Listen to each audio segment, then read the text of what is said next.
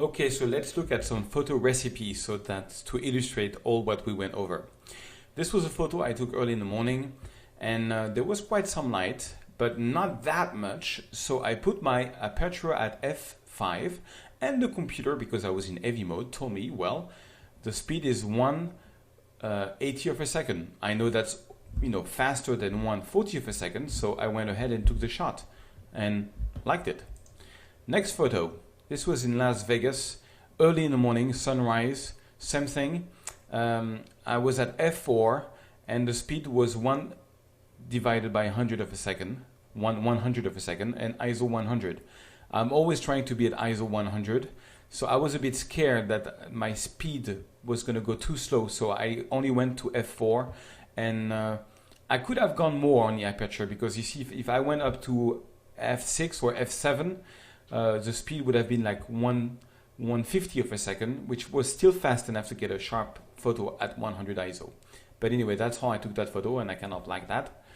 Another photo, so that's the opposite. I used a tripod for this one, and I wanted to get a long exposure, because when car pass by, this is the Champs-Élysées in Paris, when the car pass by, they make streak of lights, and I like that. So I went the whole way. I don't do that often. I went at f22 on the tripod to force in the computer to a long exposure, and the computer told me, well, I need 4 seconds because you're at f22 at 100 ISO.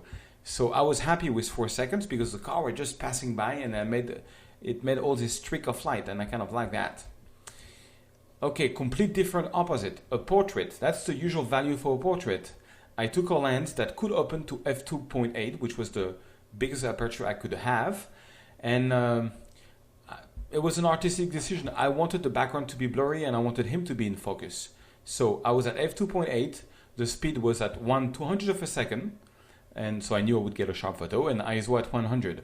So that's a usual, very common setting for taking portraits during the day. Another landscape, I wanted to, I was at 4.5, because I'm 4.5, you still get everything in focus.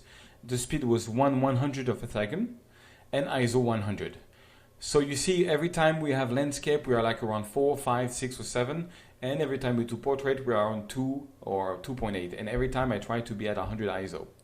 But we'll see some more example in later videos on photo recipes, so that you have a better understanding again of this relationship between the shutter speed, the ISO, and the f-stop.